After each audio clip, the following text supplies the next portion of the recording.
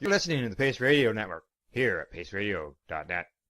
The views expressed by the individuals during this broadcast are their own opinions, and they may not be the same as those of their group or other organizations they may be involved with. All medical advice during our broadcast is not a medical opinion and should be checked with your medical physician.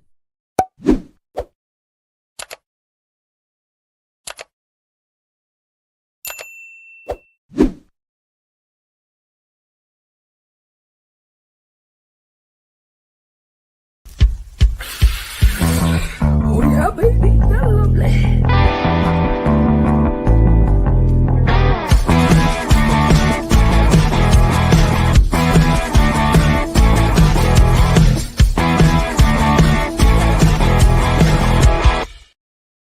Good morning. It is happy 7/10. That's right. Today is July the 10th.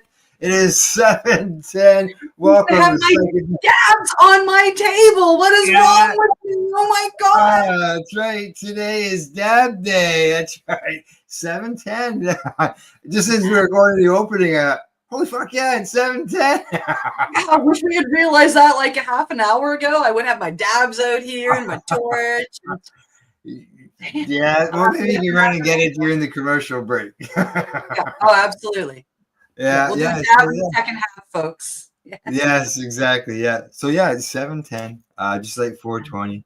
Yep. So it's a day to celebrate. I haven't been on Facebook or any social media to find out if anybody's posted anything about it, but I'm gonna assume that there has been. So yeah, There must be somewhere. somewhere. Oh, I'm sure there is. I'm sure there is. So yeah, there you go. So it's new and exciting. Besides, it's 7/10. It's 7:10. I just found out it's 7:10. What is new and exciting? Oh, there's ever so much. I am preparing to go back to school yet again. Oh, yeah, good stuff. Yeah, so I'm pretty excited. I am when I head out west in August next month. I am going out for two pieces of education. When I return home, I will be a breathwork facilitator and a combo facilitator to add to my list of medicines I work with. Excellent. Nice. Yeah. Good.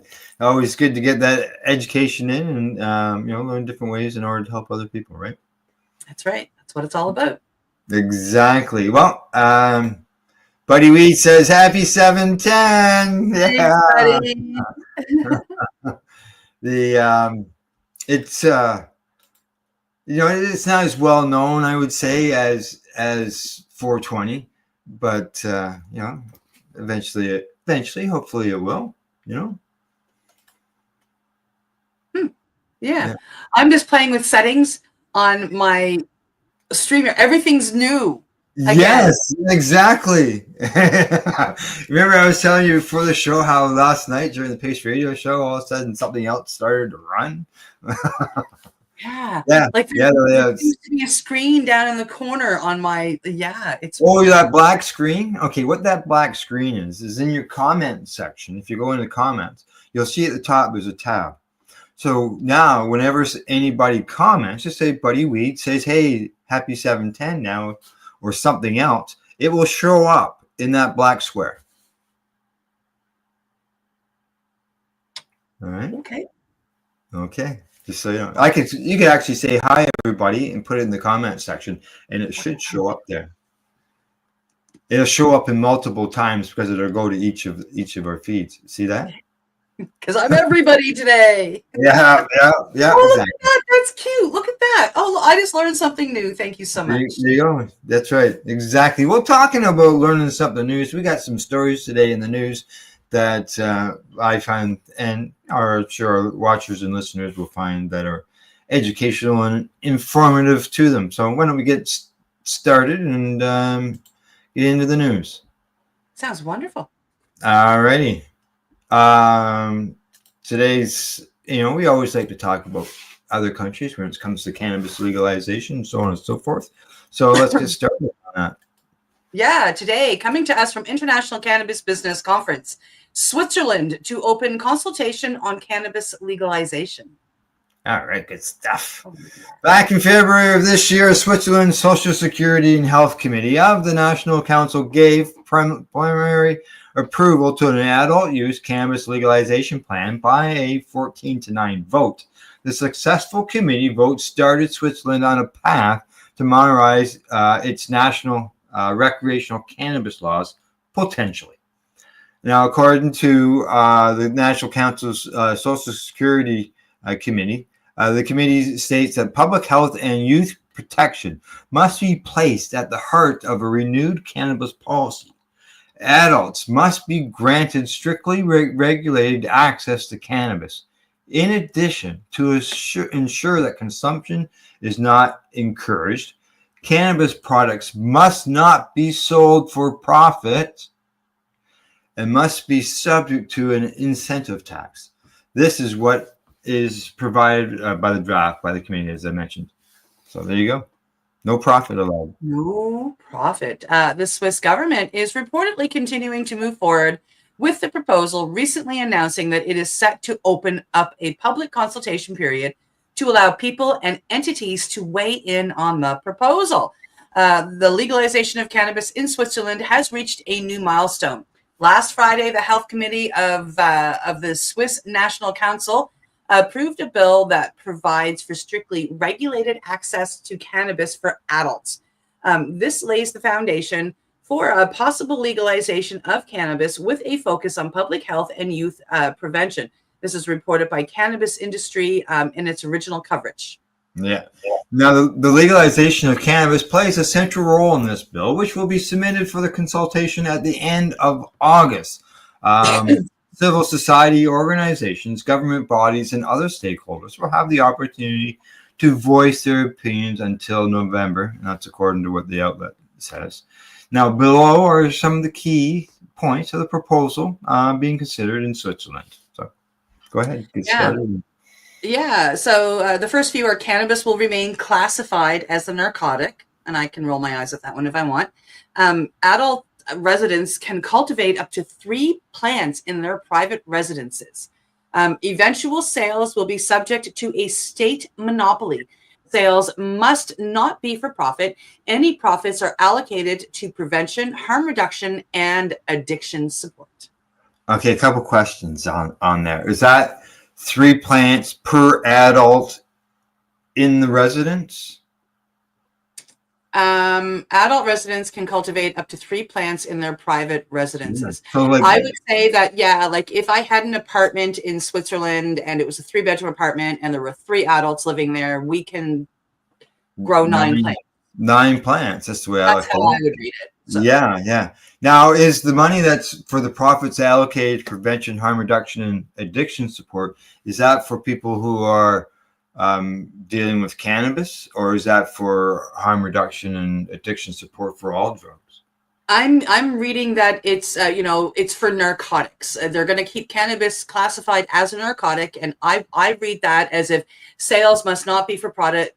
All profits are allocated to prevention, harm reduction, and addiction support. My guess is going to be for all narcotics. Yeah, it'd be interesting. Yeah. No, vertical integration is prohibited. Advertising is prohibited, including for cannabis seeds and cuttings and accessories related to the consumption of cannabis. So you cannot advertise bongs and pipes and stuff. Tobacco products, that's right. Cannabis products will be subject to an incentive tax in order to limit consumption and directed towards less risky forms. The tax rate will be tied to THC content and the type of consumption. Cantons may levy a monitoring tax and fees. Okay, so I get the advertising is prohibited. They set that up further, but the accessories to use it again, like as you said, we can or they can advertise that as tobacco use, but. Yeah. So what are they going to do? Put $1 per percentage of THC tax on it or something stupid like that? Yeah, they're going to tax it by THC content. Yeah. You guys see Buddy Weeds wrote back. He says, "Hi, Cindy," now. In that little spot there. So, yeah. They're Yeah. going to tax rate, the THC content. So obviously, if you're doing dabs, being at 710 today, if you're doing dabs, you're going to pay a higher tax than if somebody was just buying pre rolls because of the fact that your THC content is much higher. It's like over two times, almost three times the strength of a gram. pre roll. Yeah, well, even higher than three times, depending on the THC that's in the pre roll. So so penalties are going to be increased for people who evade the legal market. Yeah. A zero tolerance approach to driving under the influence will be instituted, with anyone proven to have consumed cannabis being considered unfit to drive.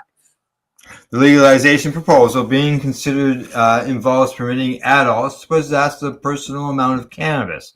However, a specific possession limit has not been identified yet. According to the previously cited committee press release, maximum quantities for private and public possession apply. But quantities were not ultimately not specified. So 30 grams or 150 grams, who knows? Currently, Malta, Luxembourg, Germany, and the Czech Republic have all approved national adult use cannabis measures in Europe, with Czechia's legalization law set to take effect January the 1st, 2026. Additionally, Uruguay, Canada, and South Africa have also adopted national recreational cannabis legalization measures. Mm-hmm. Yeah, right here in Canada. So there you go. Switzerland is moving forward with their plans to legalize their cannabis. So that's good news. That's another country on my list of places to visit. The place to visit, yeah. There you go. Put it on the bucket list. On the bucket list. Moving on to the next story. Oh, coming to us from Marijuana Moment. There we go. DEA said marijuana rescheduling process is still stalled 6 months into Trump administration.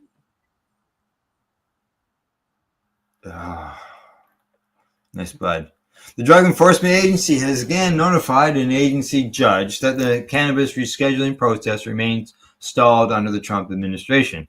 It's been 6 months since DEA Administrative Law Judge John Mulroney temporarily paused hearings on a proposal to move cannabis from Schedule 1 to Schedule 3 of the Controlled Substances Act that was initiated under the Biden administration. And in a joint report to the judge submitted on Monday, DEA attorneys and rescheduling proponents said they're still at an impasse.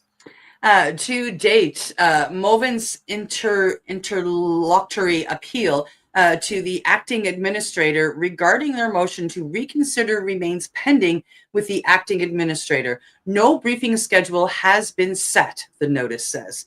This comes 90 days after both parties sent the judge an identical update, albeit with a different acting administrator was in charge.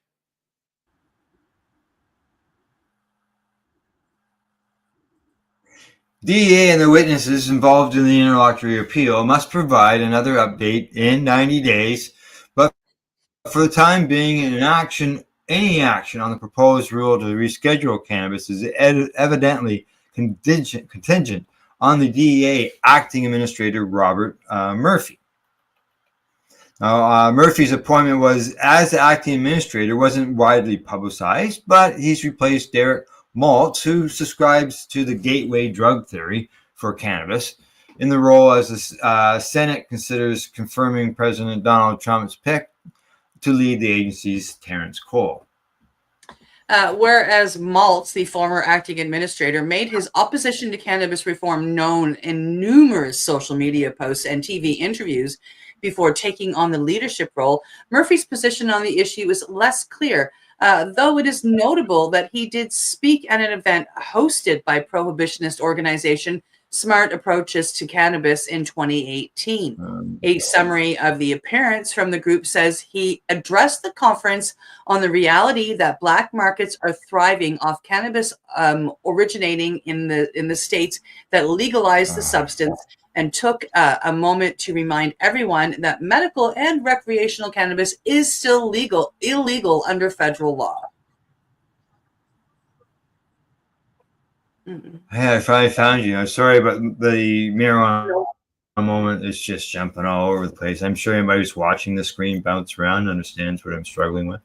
In May, a Senate committee advanced the nomination of Cole to become the DEA administrator amid the ongoing review of the cannabis rescheduling proposal that he has so far refused to commit to enacting. Cole has previously voiced concerns about the dangers of marijuana and linked its use to higher suicide risk among youth, said in response to senators' written questions that he would give the matter careful consideration after consulting with appropriate personnel within the DEA, familiarizing myself with the current status of the regulatory process and reviewing all relevant information. However, during an in-person hearing before the Senate Judiciary Committee in April, he said examining the reschedule proposal will be one of my first priorities if he were confirmed for the role, saying it's time to move forward on the stalled process. But again, without clarifying what end result he would like to see. Mulrooney, the agency judge, initially agreed to delay the proceedings after several pro-rescheduling parties requested to leave to file an interlocutory appeal amid allegations that certain DEA officials conspired with anti-rescheduling witnesses who were selected for the hearing. Yes, I remember reading those reports for sure. The DEA judge initially agreed to delay the proceedings after several pro-rescheduling. Okay, we've already read that, right? Stop bouncing around. Yeah, we're at originally hearings were set. Yeah. It's not allowing me to go anywhere. I'm trying to go up. Yeah. So I'll just continue. Originally, hearings were set to commence on January 21st, but those were canceled when Mulrooney granted the appeal motion. He ordered DEA and the witnesses to provide a joint status update within 90 days, which would be this coming Sunday, which it was this coming Sunday, as in like 3 days from now. The appeal came after the judge denied a motion that sought DEA's removal from the rescheduling process altogether, arguing that it is improperly designated as the chief proponent of the proposed rule given the allegations of ex parte communications with anti-rescheduling witnesses that resulted in an irrevocable taint to the process. Yeah. I've just shown the headline because I can't follow along. It's just going nuts on my screen here. So okay, did you want me to keep going? It's quite long. No, I think we've got the gist of it. Yeah. Yeah, exactly. Yeah. All right, I'm gonna close that one. Over double in length long, from what we've just read. It's a huge story. Oh yeah, really? Yeah. Yeah. I find it reviews things, but it was just taking over my screen. So there you go. You got a bit of an idea. It's being stalled. It's got another 90-day extension, so there's another 3 months. So you're looking at 9 months by the time that gets to that point, right? If they even do anything then, right? Because in 90 days it could be more of the same. Yeah, exactly. So that's not super good news off the front. So let's move on to the next story and see how things are going there. Okie dokie. Coming to us from Green State, hemp industry takes another damning hit. Hemp continues to be a hot button issue across the nation, especially as the market for it grows. The definition of federally legal hemp, cannabis that contains less than 0.3% THC by dry weight, has allowed for intoxicating weed products to sprout up even in states in which cannabis is not legal. Since the definition only names THC, products with other cannabinoids like THCA are legal to sell. With drinks, the dry weight distinction allows for high amounts of THC as water and sugar weigh much more. Many lawmakers have dedicated themselves to closing the alleged hemp loophole that retailers have found. In a recent blow to legalization efforts, Senator Mitch McConnell is seeking a ban of all consumable products with qualifiable amounts of THC. McConnell Yeah, McConnell led hemp reform efforts in 2018 when the Farm Bill was passed, but has changed his tune. He now finds himself working alongside people like Representative Andy Harris, for whom restrictive policies like the Harris Rider are named. According to Marijuana Moment, while the bill text has not yet been released, sources say the provisions will be identical to the ones passed by the House Appropriations Committee this past June. If passed, all products containing THC, regardless of amount, will be banned. Holy shiesbot. And because it's virtually impossible to extract the cannabinoids found in the plant from each other, CBD items will likely be banned as well. Last month, Harris clarified that the bill does not intend to ban industrial or non-intoxicating products with trace or insignificant amounts of THC, but the bill's language will indeed do so if not amended before Thursday. Today. Hemp champion Senator Rand Paul has openly opposed the bill, telling Marijuana Moment that it would completely destroy the American hemp industry. In many states, restrictive hemp-focused legislation has already been passed, specifically to regulate the sale of products containing Delta-9 THC.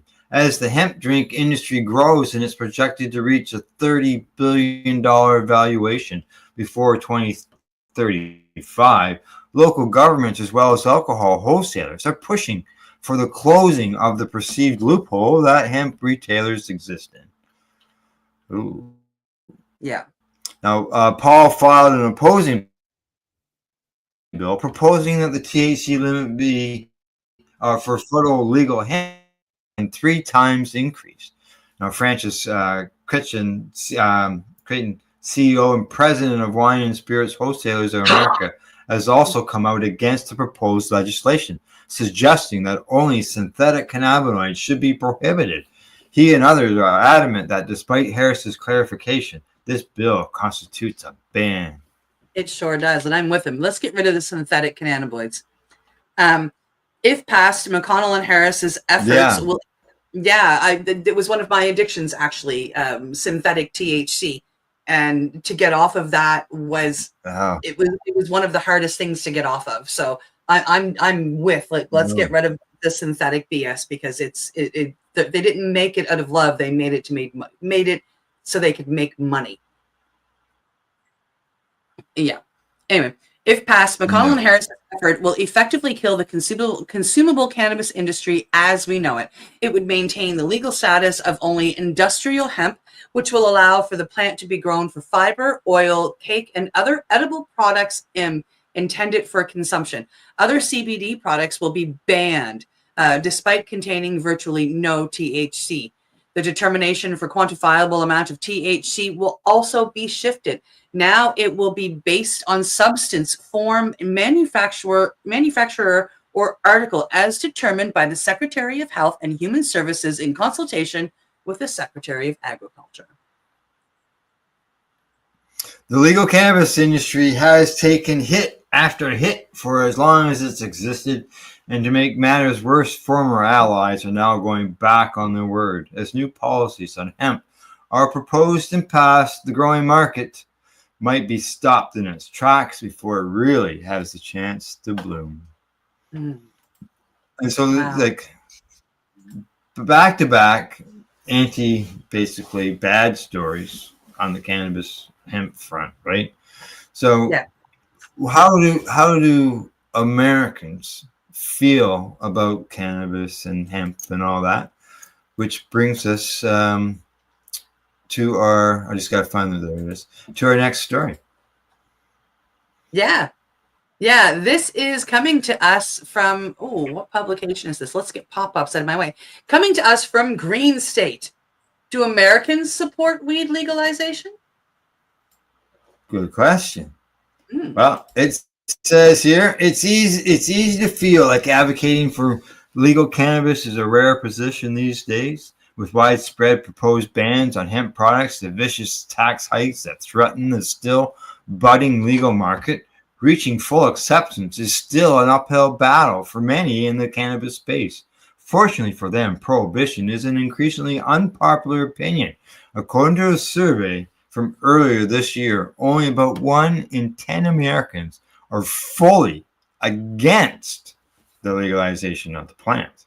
Only 1 in 10. The Pew Research Center conducted a survey from January the 27th to February the 2nd of this year. And of those who answered, 87% believed that cannabis should be legalized. Over half of that group, 54% of all respondents, said that the plant should be legal for both medical and recreational use, while the remaining third only supported medical use.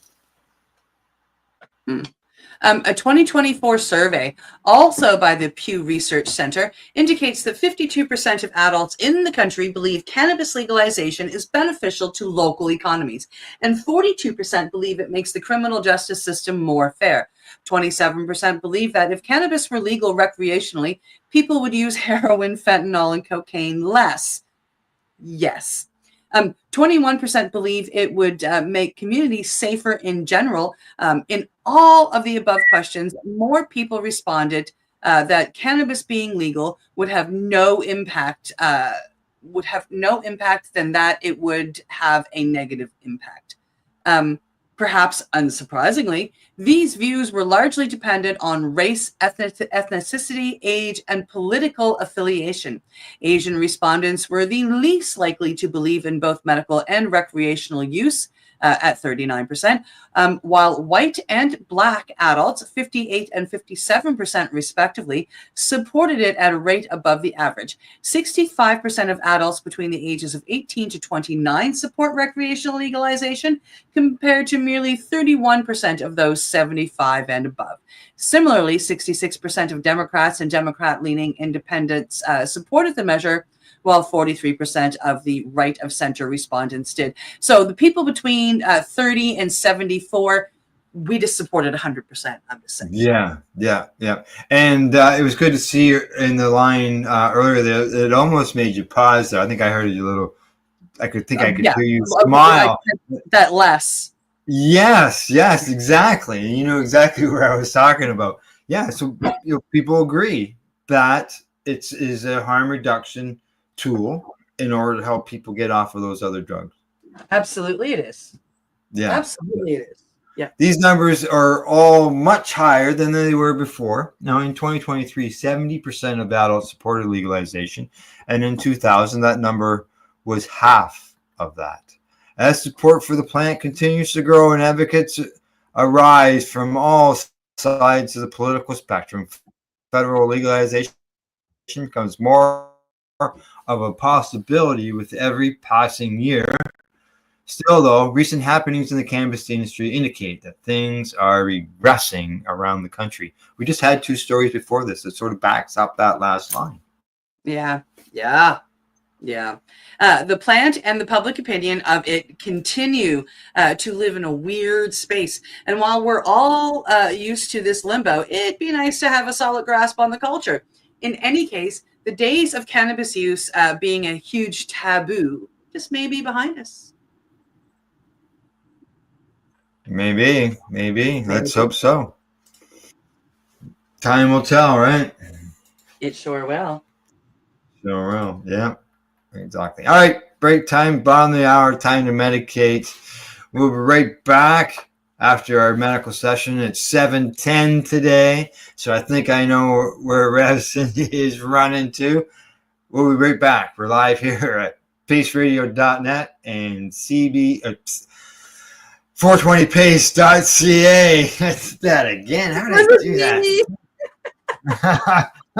that? All right, I'm going to choose the commercial because everything's laid out different now, right? So you got to find things. All right, we'll be back. You're listening to the Pace Radio Network here at paceradio.net. Limestone City Hydroponics is Kingston, Ontario's hydroponics shop. Take your growing to the next level and create the optimal environment with a tent kit, or maximize your yield with an ebb and flow flood table kit. Either way, Limestone City Hydroponics has more sizes and options to fit your needs. Are you looking for the power of the sun that adapts to your budget? Then look no further, as they have professional grow lighting. They have indoor grow systems that are easy and cost effective, with many options to fit your living space and lifestyle. Cultivate your growing potential. We have everything you need to succeed. And if you can't make it to the store, they offer local delivery to the greater Kingston area. Remember, when you're looking for experts to help you grow, then look no further than the locally owned Limestone City Hydroponics, 105 Sunderland Drive in Kingston, Ontario. Call them at 613-548-0420. Are you looking to get your medical cannabis grow license? Limestone City Hydroponics can help patients through the process of obtaining their license to grow medical cannabis. What's that? You don't have a doctor. If you meet the medical criteria, Limestone City Hydroponics has a nurse practitioner who can assess and provide medical cannabis prescriptions. What are you waiting for? Contact Limestone City Hydroponics at limestonecityhydroponics.ca or call them at 613-548-0420. What do you find at paceradio.net? People advocating cannabis education.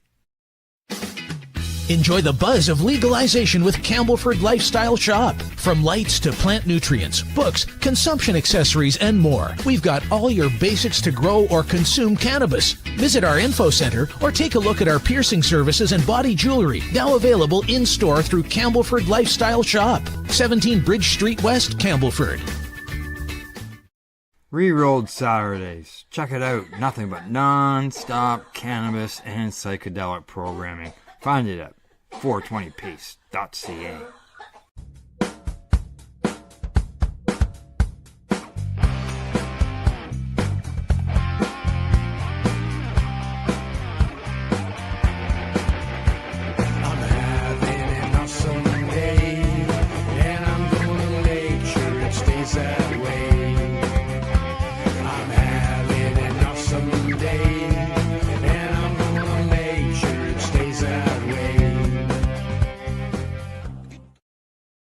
You're listening to the Pace Radio Network here at paceradio.net.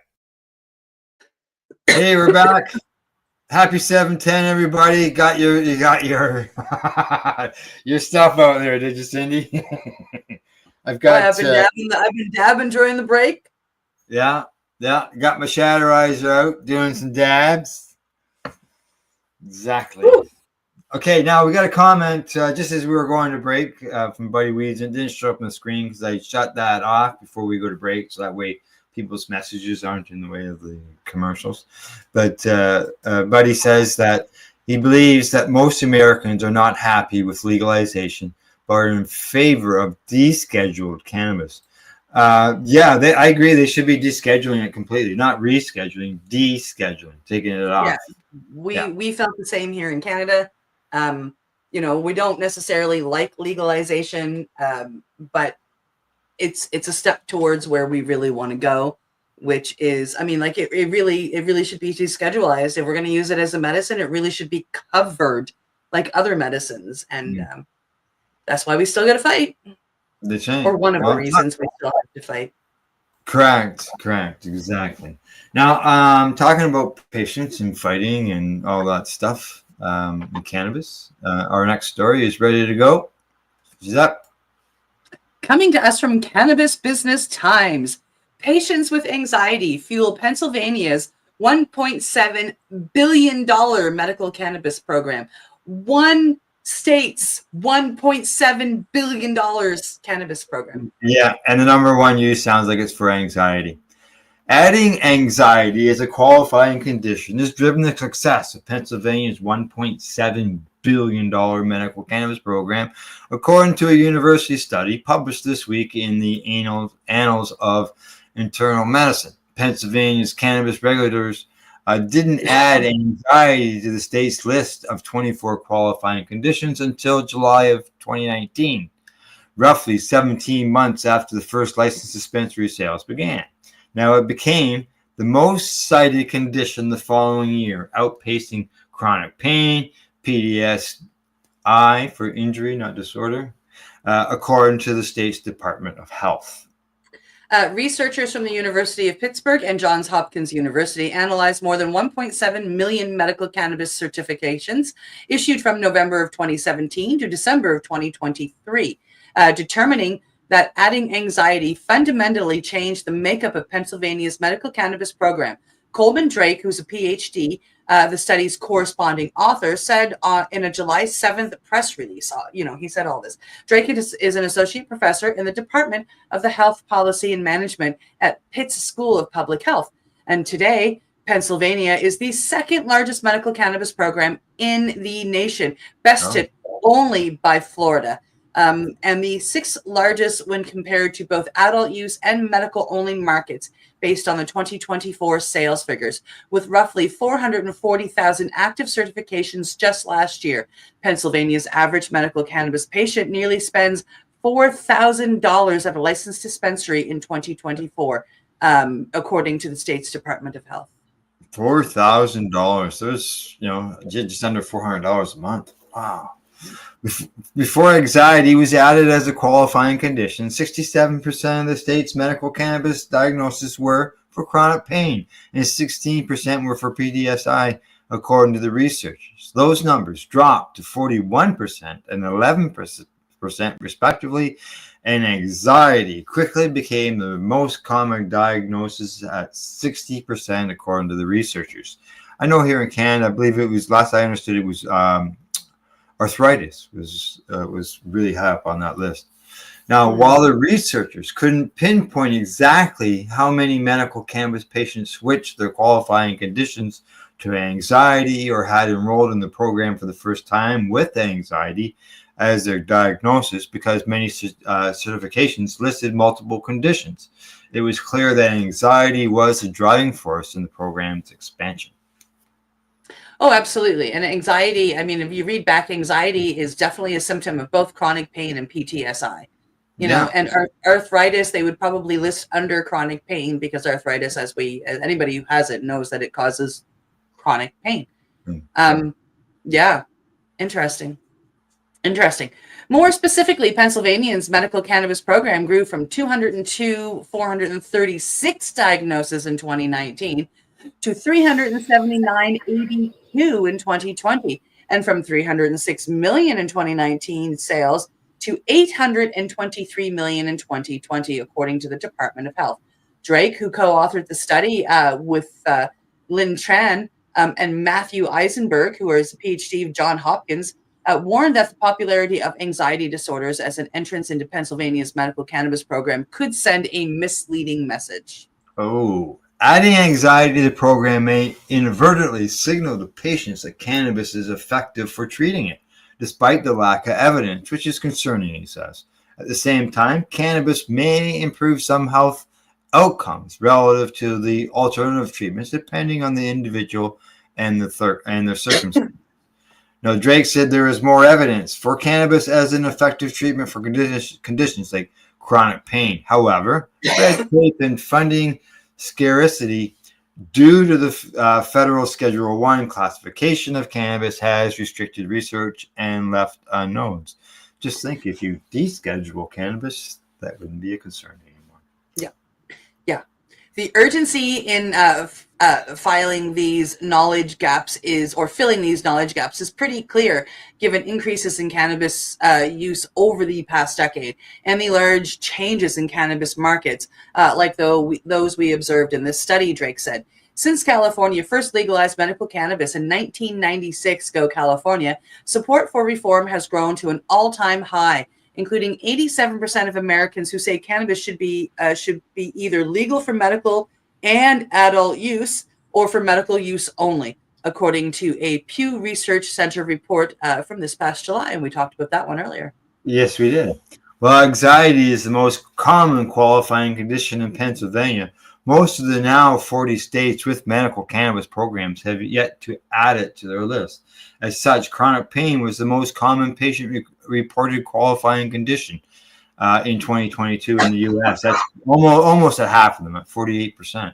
Followed by anxiety at 14%, PTSD at 13%.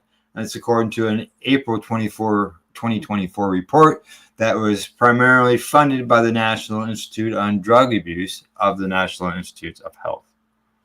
Also, not all state medical cannabis patient populations follow the same patterns. In New Mexico, for example, 47.5% of patients are enrolled with PTSI as their primary qualification as of June 2025, just last month, followed by chronic pain at 27.3 and anxiety at 9.3, according to the state's Department of Health. New Mexico added anxiety as a qualifying condition in January of 2023. Many other states also include anxiety as a qualifying condition, such as Nevada, New Hampshire, New Jersey, North Dakota, Oklahoma, and Virginia. Meanwhile, Alabama includes panic disorder, and Maine and New York allow certifying physicians to approve patients for medical cannabis for conditions they deem clinically appropriate. And in Pennsylvania, more than 68% of the state's 440,000 plus excuse me, qualifying conditions in 2024. Oh, it's got me again. Listed anxiety as a qualifying conditions on their certification according to the Department of Health. Talking about health, wonder how those people on TV don't sneeze or do something, you just can't control like that. Yeah. And so, all right, maybe, I think maybe I got an idea how they're just not live. No, like stuff can get edited out. All righty. We'll move on to the next story. Okay. Coming to us from Neuroscience News, psilocybin shows promise as anti-aging therapy. Get in ya. Oh, we got a little video down there. We'll close that. Yep. Now, this summary, it says that psilocybin, the active compound derived from psychedelic mushrooms, significantly delayed cellular aging and extended lifespan in a preclinical study. Researchers observed a 50% increase in the lifespan of human skin and lung cells, and a 30% increase in the survival in aged mice treated with psilocybin. The compound appeared to reduce oxidative stress, preserve telomeres, and improve DNA repair, all key to the slowing of aging. These key findings suggest psilocybin may one day enhance not just lifespan, but also quality of life in aging populations. All right. Yeah. Some of the key facts. Cellular longevity. Psilocybin extended the lifespan of human cells by over 50%. 50%. Awesome. Improved aging in mice. Treated aged mice lived 30% longer with healthier physical traits. Mechanisms identified. Benefits linked to reduced stress, DNA repair, and telomere preservation. It mentions the 30% longer, but it's also nice to see where it says healthier physical traits. Because that shows that it's making things good, right? So yeah. Now I say a newly published study. Yeah, in the newly published study in Nature Partner Journals, aging demonstrates that psilocybin, a byproduct of consuming psilocybin or psilocin, a byproduct of consuming psilocybin, the active ingredient in psychedelic mushrooms extended the cellular lifespan of human skin and lung cells by more than 50%. And in parallel, researchers also conducted the first long-term in vivo study evaluating this systematic effort to psilocybin in aged mice of 19 months, or the equivalent of 60 to 65 human years. So they're only starting to give how long it takes them? They're 65 years old when they're only a year and a half in our life, eh? Yeah, wow, right? So, but they're starting to give the mice psilocybin at the age of 19 months. So, like, it's not like these rats or mice have been eating them their whole quote unquote adult life. They started at the to 60, 65, which is really exciting for those later baby boomers or early Gen X people that are hitting that 60 to 65, 70 year now. that the psilocybin, the psilocin can still help. It can still help with that longevity and that, getting better. So, yeah. Results indicate that the mice received the initial low dose of psilocybin at 5 milligrams, followed by a monthly high dose of 15 milligrams for 10 months, had a 30% increase in survival compared to the mice that didn't receive any. These mice also displayed healthier physical features, such as improved fur quality, fewer white hairs, and hair regrowth. Oh, that's catching my hair regrowth. Wow. Oh, I think I need to up my psilocybin. No. While traditionally research for its mental health benefits, really hair regrowth. I'm going to go back to that a couple of times, I think.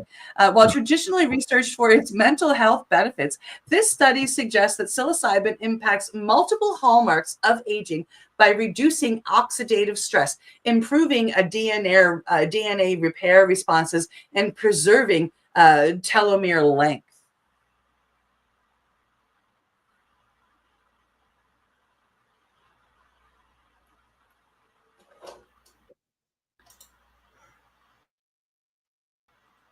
Telomeres are the structured ends of a chromosome, protecting it from damage that could lead to the formulation of age-related diseases such as cancer, neurodegeneration, or cardiovascular disease. These foundational processes influence human aging and the onset of those chronic diseases. The study concludes that psilocybin may have the potential to revolutionize anti-aging, speech impediment. Sorry, folks. Anti-aging therapies and could be impactful intervention in an aging population. I've got words like that too, Al, that you could tell me, you could say them for me 5 million times, and I'm still going to look at you and go, because I just like, and they're simple. It's really weird. It's hilarious. That's right. Yeah. Most cells in the body express serotonin receptors. And this study opens a new frontier for how psilocybin could influence systematic aging processes, particularly when administered, later in life, says Louise Hecker. And she's a PhD senior author on this study and former associate professor with Emory University, where this research was initiated and funded. While much of what researchers know about psilocybin relates to the brain, few studies have examined its systematic impacts. Many people associate psilocybin with the hallucinogenic impacts, but the majority of the cells in the body express serotonin receptors.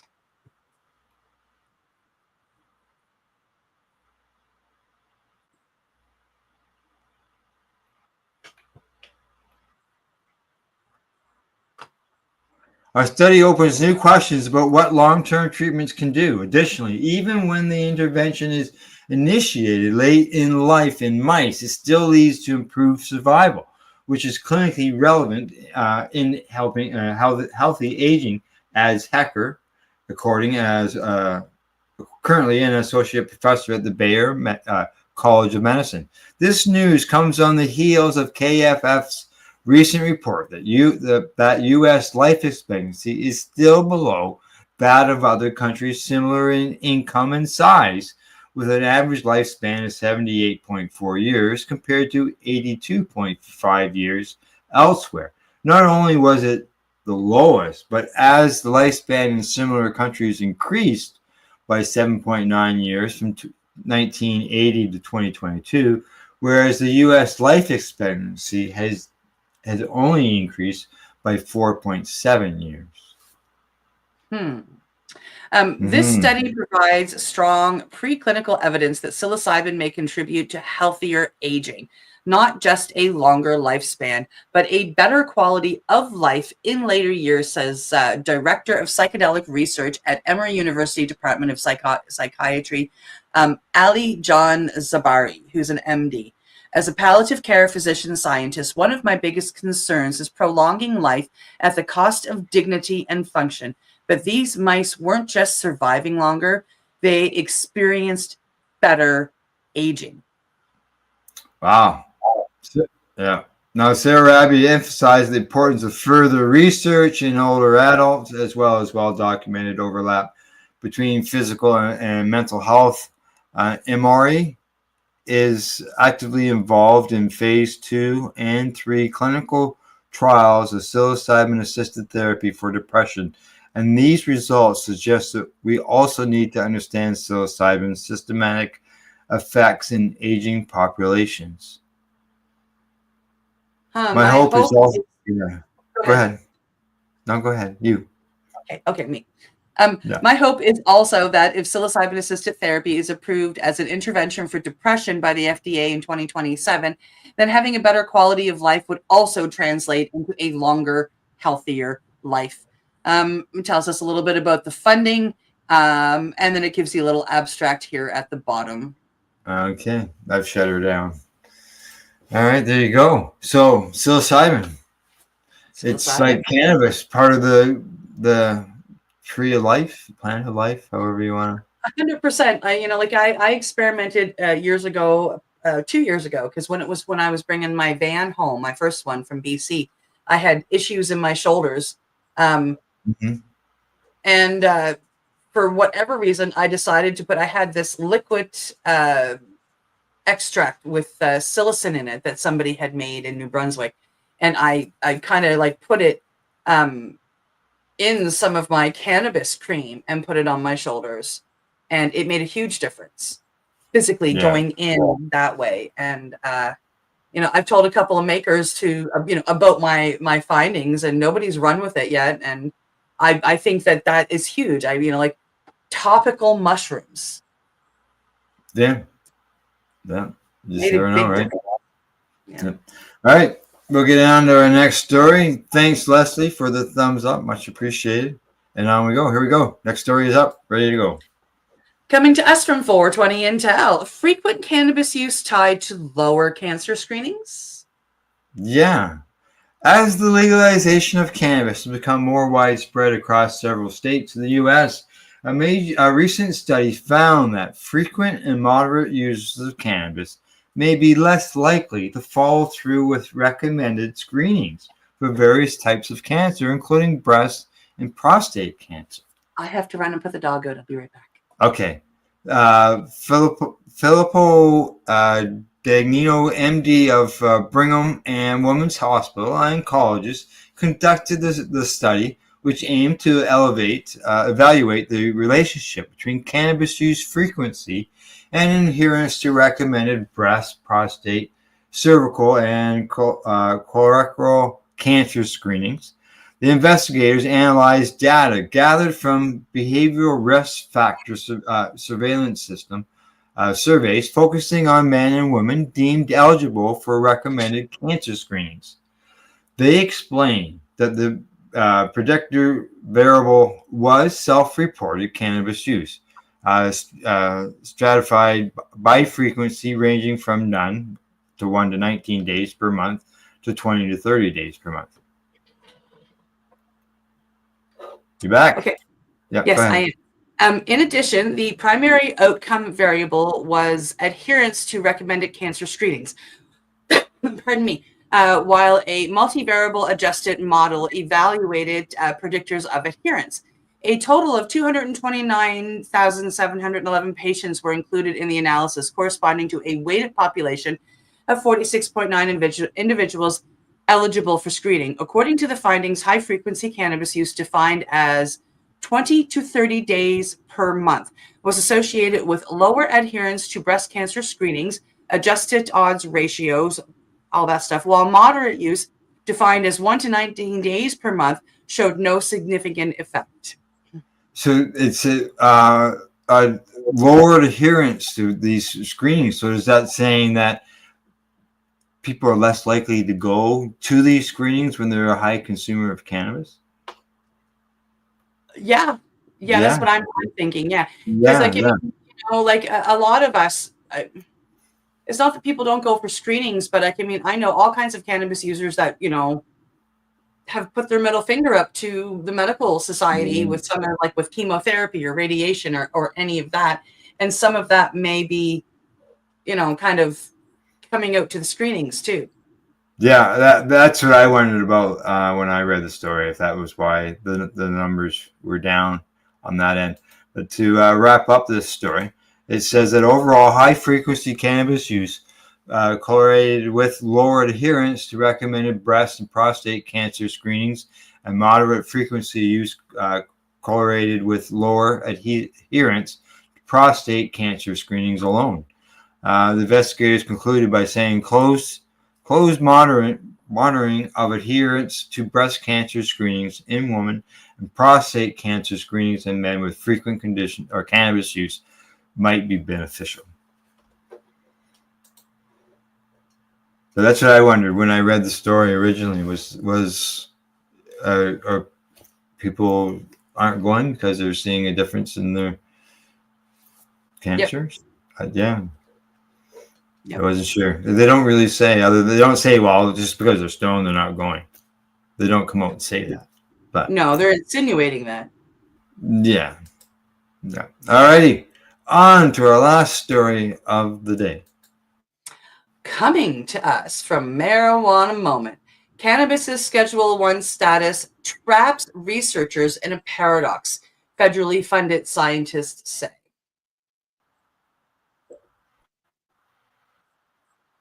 Oh, for sure. Exactly. Not allowed to study or all these things, criteria. Researchers involved in federal funded clinical trials around cannabis write in a new article in the American Journal of Medicine that further study into the substance is of critical importance, given the millions of patients and consumers in legal states. But they warn that government restrictions stifle scientific exploration of its potential and risks. Classifying cannabis as Schedule 1 substance, writes authors from the University of Maryland Schools of Medicine and Nurses, traps researchers in a paradox. Providing medical value requires studies, yet studies are heavily restricted. We want you to do better studies, but we're not going to give you the tools to do it. Yeah. Cause a problem. Yeah. As legalization outpaces science, the paper says, reform is imperative to close the evidence gap and meet society's demands. To expedite studies into cannabis's potential and avoid reliance on untested claims, the researchers say moving the substance to Schedule 3 would ease restrictive oversight by the U.S. Drug Enforcement Administration, more national institutes of health funding, along with easier access to government-approved supplies of cannabis could also accelerate trials, they say.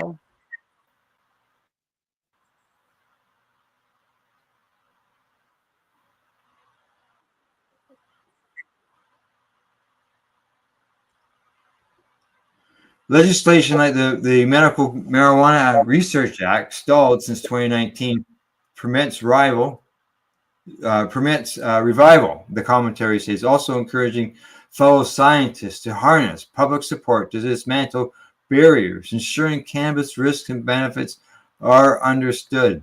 Now, Dr. Rhea Alfalo Kerbeck, the lead author of the paper and a professor at the UMD School of Medicine, told Marijuana Moment in an email that authors were inspired to write the piece by their experience conducting a federally funded multi-site clinical study into the use of THC and CBD as an end-of-life treatment for agitation in people with dementia.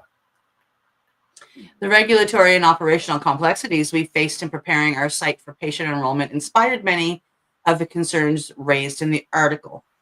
From navigating the DEA licensing process, securing specialized storage, and handling procedures, to establishing an investigational new drug complaint workflow and payment system for participants and caregivers. Every step involved protracted timelines, unexpected costs, and multiple layers of institutional and federal review.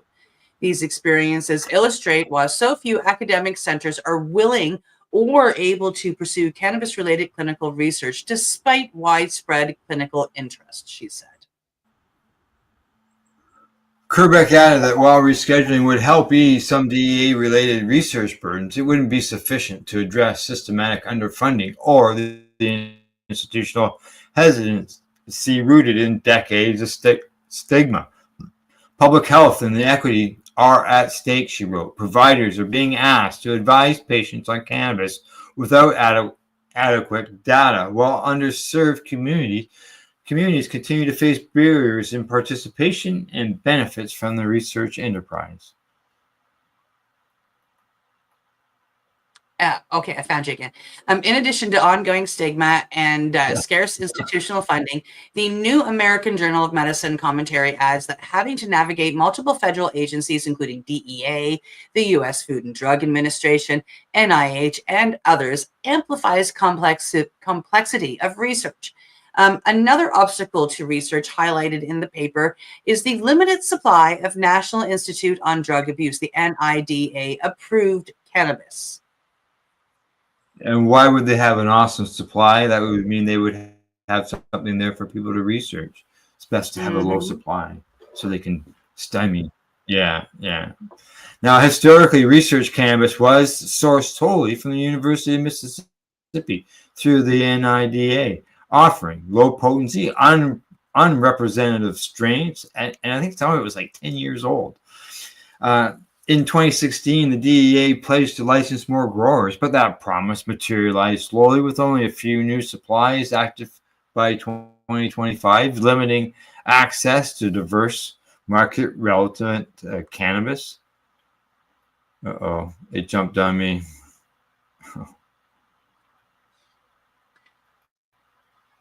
Okay, in April of this year, the University of Mississippi was selected to house NIH's new Resource Center for Cannabis and Cannabinoid Research, a cannabis research lab the agency first announced in late 2023. The college will be partnering with Washington State University and the United States Pharmacopoeia with support from a grant awarded by the National Center for Complementary and Integrative Health under the NIH. Donald Stanford, Assistant Director of the University of Mississippi's Research Institute of Pharmaceutical Sciences, said R3CR will raise attention to significant changes in the landscape of cannabis research. Oh, no. When NIH announced I gotcha. When NIH announced its plans to create a cannabis research center and solicited proposals from potential partners, a top official of the NCCIH said the agency recognized that there are ample concerns among scientists about how they've encountered barriers that have hampered their research into cannabis under federal prohibition, including complex federal regulations and inadequate supplies of cannabis. Meanwhile, DEA earlier this year notified an agency judge that the cannabis rescheduling process is still on hold, with no further actions currently scheduled as the matter sits before an acting administrator who has called cannabis a gateway drug and linked its use to psychosis. And that was, as we found out earlier in this program, the last acting administrator, and the new one is a little bit more hush about their beliefs. Yeah, we'll see what happens there. Okay, I'm just going to shut this story down. It's starting to change over to different examples, so on and so forth. Okay. And that was nasty. Just a lot of jittery and stuff like that. We will, Buddy Weeds. Thanks for stopping in and being part of the conversation. You have an enlightened 710 as well. There we go. For those who can't read the little message off to the side. And Buddy goes on to say that thank you for keeping us informed with the latest updates. Great show. Thank you, Buddy. Thank you very much. Buddy. We really appreciate it. Appreciate you tuning in. Pass the word around, let people know where we are, and as we grow our audience. Well, anything else, Rev Cindy, before we shut things down? I don't think so. No? All right. So happy 710, folks. Go enjoy your dabs. Exactly. Enjoy your dabs. That's it for the report for today. Thanks to our buds at Campbell Lifestyle Shop, Limestone City Hydroponics, and at ease.ca. In closing, thanks for tuning in. Thanks for watching. And as I always say, don't forget to educate, medicate, and do not incarcerate. And get those mushrooms into you. You'll live longer and you'll age slower. All right. Yeah. You're listening to the Pace Radio Network here at paceradio.net. The opinions of the individuals during this broadcast are their own. and may not be the opinions of their group or other organizations they may be involved with. All medical advice during our broadcast is not a medical opinion and should be checked with your medical physician. Enjoy the buzz of legalization with Campbellford Lifestyle Shop. From lights to plant nutrients, books, consumption accessories, and more, we've got all your basics to grow or consume cannabis. Visit our info center or take a look at our piercing services and body jewelry, now available in-store through Campbellford Lifestyle Shop, 17 Bridge Street West, Campbellford. Limestone City Hydroponics is Kingston, Ontario's hydroponics shop. Take your growing to the next level and create the optimal environment with a tent kit, or maximize your yield with an ebb and flow flood table kit. Either way, Limestone City Hydroponics has more sizes and options to fit your needs. Are you looking for the power of the sun that adopts to your budget? Then look no further, as they have professional grow lighting. They have indoor grow systems that are easy and cost effective, with many options to fit your living space and lifestyle. Cultivate your growing potential. We have everything you need to succeed. And if you can't make it to the store, they offer local delivery to the greater Kingston area. Remember, when you're looking for experts to help you grow, then look no further than the locally owned Limestone City Hydroponics, 105 Sunderland Drive in Kingston, Ontario. Call them at 613-548-0420. We are people advocating cannabis education here at paceradio.net.